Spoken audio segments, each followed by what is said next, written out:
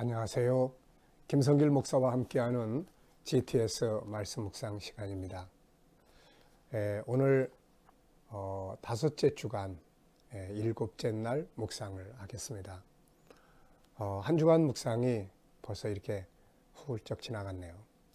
한 주간 동안 묵상을 통해서 얻은 것이 무엇인지 한번 기억해 보시고, 또 본문 말씀은 우리 안에 다 잘 들어와 있는지 한번 기억해 보시기 바랍니다.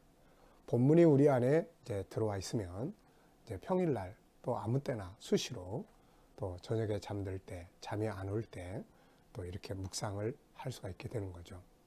꾸준히 이제 한 본문을 가지고 한 주간 동안 이렇게 계속해서 여러 가지 각도에서 살펴보셨다면은 아마 이 말씀이 거의 내 안에 들어와 있으리라고 생각을 합니다.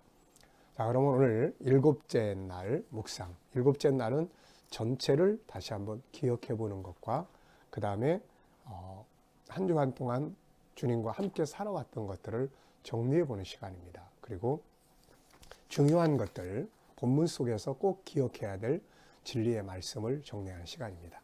자, 그럼 오늘도 본문 말씀을 두 번 읽어보도록 하겠습니다. 마태복음 27장 1절로 10절까지입니다. 다 같이 읽겠습니다. 시작. 새벽에 모든 대제사장과 백성의 장로들이 예수를 죽이려고 함께 의논하고 결박하여 끌고 가서 총독 빌라도에게 넘겨주니라. 그때 예수를 판 유다가 그의 정죄됨을 보고 스스로 뉘우쳐 그 은 30을 대제사장들과 장로들에게 도로 갖다 주며 이르되 내가 무죄한 피를 팔고 죄를 범하였도다 하니 그들이 이르되 그것이 우리에게 무슨 상관이냐. 네가 당하라 하거늘 유다가 은을 성소에 던져놓고 물러가서 스스로 목매어 죽은지라. 대제사장들이 그 은을 거두며 이르되 이것은 핏값이라 성전고에 넣어둠이 옳지 않다 하고 의논한 후 이것으로 토기장에 밭을 사서 나그네의 묘지를 삼았으니 그러므로 오늘날까지 그 밭을 피밭이라 일컫느니라. 이에 선지자 에레미야를 통하여 하신 말씀이 이루어졌나니 일러스되 그들이 그 가격 매겨진 자 곧 이스라엘 자손 중에서 가격 매긴 자의 가격 곧 은 30을 가지고 토기장의 밭값으로 줬으니 이는 주께서 내게 명하신 바와 같으니라 하였더라. 아멘. 읽으실 때는 항상 깨달아지는 건 흘려보내지 마시고 꼭 기록하시기 바랍니다. 새벽에 모든 대제사장과 백성의 장로들이 예수를 죽이려고 함께 의논하고 결박하여 끌고 가서 총독 빌라도에게 넘겨주니라. 그때 예수를 판 유다가 그의 정죄됨을 보고 스스로 뉘우쳐 그 은 30을 대제사장들과 장로들에게 도로 갖다 주며 이르되 내가 무죄한 피를 팔고 죄를 범하였도다 하니 그들이 이르되 그것이 우리에게 무슨 상관이냐. 네가 당하라 하거늘 유다가 은을 성소에 던져놓고 물러가서 스스로 목매어 죽은지라. 대제사장들이 그 은을 거두며 이르되 이것은 핏값이라 성전고에 넣어둠이 옳지 않다 하고 의논한 후 이것으로 자기 토기장의 밭을 사서 나그네의 묘지를 삼았으니 그러므로 오늘날까지 그 밭을 피밭이라 일컫느니라. 이에 선지자 에레미야를 통하여 하신 말씀이 이루어졌나니 일러스되 그들이 그 가격 매겨진 자 곧 이스라엘 자손 중에서 가격 매긴 자의 가격 곧 은 30을 가지고 토기장의 밭값으로 주었으니 이는 주께서 내게 명하신 바와 같으니라 하였더라. 아멘. 자, 본문을 중심으로 세 가지 이상 질문을 만들어 보고 답해보자. 본문 속에서 질문을 찾으셔도 되고 이것을 응용하기 위한 질문을 찾으셔도 됩니다. 다양하게 한번 질문을 생각을 해보시죠. 저는 이렇게 세 가지를 적었습니다. 본문 속에서 내가 관계를 맺어야 할 것은 무엇인가? 본문 속에서 내가 적용해야 될 관계를 맺어야 될 부분은 무엇인가? 여러 가지 많이 있지만 전 그 중에 답을 두 가지로 적었는데요. 하나는 예수님의 결박을 나와 예수님이 결박당하심으로 나는 자유를 얻었단 말이죠. 이것을 바르게 믿고 예수님의 죽으심이 안타깝지만 그 죽으심의 관계가 나와 있어야 된단 말이죠. 이게 그래서 나는 예수님의 결박으로 나는 자유했다. 그 다음에 이제 가룟 유다의 처신, 이렇게 이제 답은 적었어요. 뭐 답은 안 쓰셔도 괜찮습니다. 질문이니까요. 자, 만약 가룟 유다가 회개하고 돌아섰다면, 두 번째 질문이에요. 가룟 유다를 보면 참 너무너무 안타까워요. 너무너무 안타깝습니다. 예수님 팔아먹은 일도 그렇고 나중에 뉘우쳤어요. 그게 얼마나 좋은 일이에요. 근데 그 방향성을 잘못 잡았다는 것, 자기 학대 쪽으로 갔다고 하는 것은 참 마음 아픈 일입니다. 네. 세 번째는 나에게서는 대제사장의 모습이나 장로들의 모습이나 이 가룟 유다의 모습은 나에게는 없는가? 네, 나를 돌아보는 질문을 적었습니다. 자, 두 번째는 본문을 묵상하면서 가장 기억에 남는 것. 가장 기억에 남는 것. 네, 본문을 묵상하면서 가장 기억에 남는 것. 두 가지 적었는데요. 첫째는 결박당해서 끌려가신 예수님. 그 그림을 내가 다 이렇게 내 안에 그려보면 그분이 결박당한 이유가 없죠. 강도나 사기꾼을 결박이 당하는 것인데 이분은 결박당할 이유가 없는데 결박을 당했어요. 그래서 생각나는 것이 이사야서 53장 5절이에요. 그가 채찍에 맞음으로 내가 나음을 입었다. 그가 결박을 받음으로 나는 자유함을 얻었다. 네, 아주 중요한 거죠. 두 번째는 죄를 뉘우치고 스스로 생명을 버린 유다요. 네, 이거는 우리가 꼭 기억을 해야 돼요. 그래서 평생토록 우리가 살아가면서 이 부분을 기억하고 살아야 됩니다. 네, 왜 꼭 이렇게만 했을까? 만약에 회개하고 더 충성스럽게 살려고 했다면 과연 어떻게 됐을까? 네. 한 주간 동안 지나오면서 예수님과 관계된 나의 이야기 적어보기. 여기서는 이제 항상 두 가지를 체크하시라고 그랬어요. 하나는 관계 맺기. 예수님과 관계를 맺기 위해서 내가 한 일들은 뭔가. 저는 일단은 묵상을 적었습니다. 묵상. 예수님과 관계 맺는 거죠. 예수님과 관계 맺기 위한 묵상이에요. 그 다음에 이제 두 번째는 예수님 때문에 어떻게 했다. 저는 두 가지 적었습니다. 하나는 예수님 때문에 행복했고 예수님 때문에 절제했다. 네, 뭔가 이렇게 막 그러다가도 그분 생각하면 내가 이러면 안 되지 하는 그런 이제 절제하는 은혜가 이 본문을 묵상하면서 얻어진 것 같습니다. 자, 네 번째는 이제 본문 전체 묵상하기예요. 자, 이제 눈을 한번 감아보시고 전체를 이제 한번 그려보시기 바랍니다. 이 GTS 묵상의 특징 중에 하나가 이 전체를 내 안에 담을 수 있다는 거예요. 그래서 이런 훈련이 계속되면 밖에 나가서 어떤 하나의 장면을 봐도 그게 이제 그대로 이제 안에 들어오는 거죠. 안에. 이게 이제 우리 아이들이 학습을 해 나가면 그 어떤 한 페이지를 딱 보면은 그 페이지의 중요한 전체 그림이 내 안에 이렇게 딱 들어오는 거죠. 이게 천재되는 방법이잖아요. 그리고 이런 것들이 내 안에 많이 들어와 있으면 뭐가 뛰어나집니까? 당연히 창의력이 만들어지겠죠. 생각하게 하는 능력이 커지기 때문에 그 안에 들어있는 수많은 그림들, 정보들이 없어져 버린 게 아니고 생각나기 때문에 그게 막 다 합쳐서 그래 이렇게 그 창의력이 또 뛰어나게 되는 이런 게 되는 거죠. 이게. 자, 그럼 한번 다 같이 눈을 감으시고 먼저 구조를 한번 생각을 해보십시오. 이 본문의 구조는 2, 3, 3이 10절로 이루어져 있다. 네, 그래서 2, 3, 3이 10절로 이루어져 있습니다. 자, 먼저 2의 내용을 보면은 자, 새벽에 대제사장과 장로들이 예수를 죽이려고 의논하는, 그리고 예수를 결박하여 끌고 빌라도에게 넘기니라. 이게 2예요. 그 다음에 3. 이때에 예수를 판 유다가 그의 정죄됨을 보고 스스로 뉘우쳐 자기의 받은 은 30을 가지고 대제사장과 장로들에게 가서 이르되 내가 무지한 피를 팔고 죄를 범하였으니 내가 무지한 피를 팔고 죄를 범하였도다 하니 대제사장과 장로들이 그게 우리와 무슨 상관이냐, 네가 당하라 한데 유다가 가서 스스로 목매어 죽으니라. 이게 이제 3이에요. 그 다음에 뒤에 3은 대제사장들이 이제 행한 거죠. 대제사장과 장로들이 의논하여 이르되 이것은 핏값이니 성전고에 넣어두는 것이 옳지 않다 하고 의논하여 토기장이의 밭을 사서 나그네의 묘지로 삼았더라. 이후에 이 밭을 피밭이라 일컬었더라. 자, 이게 3이에요.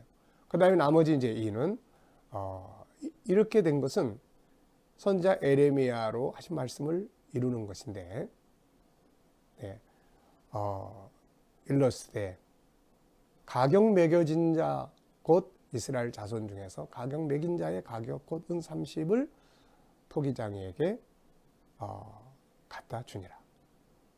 이는 주께서 내게 명하신 바대로 된 것이라. 네.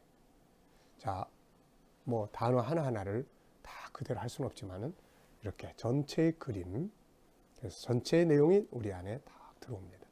그러면 이제 이거를 이 책 안 보고도 길 가면서 저녁에 잠잘 때, 아침에 일어났을 때, 또 무엇인가를 할 때 가만히 묵상해 볼 수가 있게 되는 거죠. 자, 그래서 이것이 이제 가장 큰 특징입니다, 이게. 자, 그러면 이제 뒷페이지로 넘어가셔서 이 묵상에서 꼭 알아야 될 진리의 말씀입니다. 자, 첫째는 대제사장들이 예수님을 총독 빌라도에게 넘긴 이유죠. 당시 유대 나라는 로마가 지배하고 있었습니다. 그래서 유대의 공회에서 사형 선고를 내렸어도 총독 빌라도가 정식 재판을 해서 사형 선고를 내려야 집행할 수가 있습니다. 그래서 유대 지도자들은 예수님을 로마에게 갖다가 넘긴 거죠. 자, 이 내용은 이제 사도행 요한복음 18장에 가면은 이게 이제 잘 나와 있습니다. 그래서 요한복음 18장에 가서 보시면은 31절입니다. 여기에 이제 빌라도가 왜 나한테 데려왔냐? 너희가 죽이지. 그랬더니 이 대제사장과 이 사람들이 우리들에게는 사람을 죽일 권한이 없다. 이제 이런 이야기를 해요. 그래서 빌라도에게 이 재판을 넘긴 겁니다. 그러다 보니까 당연히 나중에 이제 다음 주에 묵상에서 그런 이야기가 나오겠습니다만은 당연히 빌라도는 지금 이 재판을 탐탁지 않게 여겼죠. 이미 유대인들의 관계를 알고 있었으니까요. 예수 저 사람 죽이려고 한다. 예수님에 대한 정보도 많이 얻었을 거고 그래서 죄 없다고 선언을 한 거죠. 유대의 지도자들은 자기들의 법정에서는 예수님이 사형 선고를 당할 때 신성모독이라고 했는데 빌라도한테는 이 신성모독이라는 게 안 통하는 거예요, 이게. 그러다 보니까 빌라도한테 가서 예수를 고발할 때는 정치적인 죄목으로 고발하죠. 뭐 세금 바치지 말라고 했다. 백성을 선동했다. 뭐 자기가 왕이라고 한다. 뭐 이런 로마에서 들었을 때는 대단히 이건 용서할 수 없는 그런 죄목으로 걸었는데 빌라도가 가만 보니까 이거 아니라고 판결을 한 거죠, 이게. 자, 그래서 넘기게 됐다. 두 번째는 가룟 유다가 깨닫고 난 다음에 스스로 생명을 버리는 자기 학대, 자기 자해. 그래서 이것은 우리가 해서는 안 된다. 네. 예수님은 한 사람의 가치를 천하보다 귀하다고 여기셨다. 자, 이유가 뭘까? 우리 인간이 귀한 이유. 첫째는 존재의 배경이에요. 인간이 존귀한 이유. 첫째는 인간은 하나님의 특별한 선택과 계획 속에서 세상에 옵니다. 시편 139편 13절로 18절에 아무렇게나 오는 게 아니에요.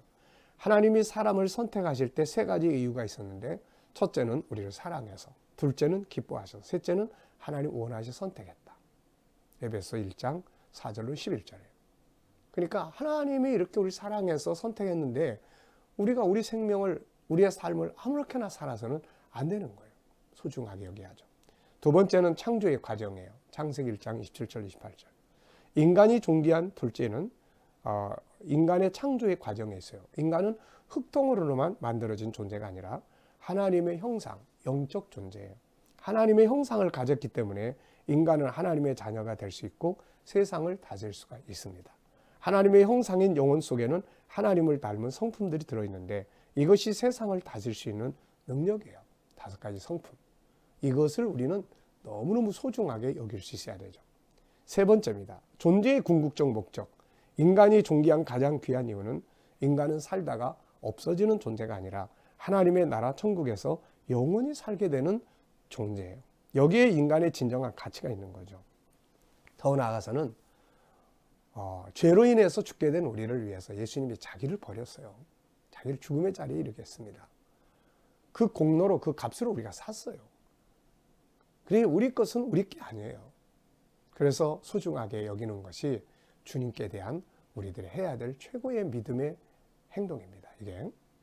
그래서 인간은 스스로 학대해서는 안 되며 스스로 존중히 여기고 다른 사람 역시 존중히 여길 수 있어야 한다. 그래서 오늘 본문을 이번 주간에 묵상하면서는 항상 이거 자기 학대하지 않도록 자기를 존중히 여길 수 있도록 하는 것이 아주 중요한 일입니다.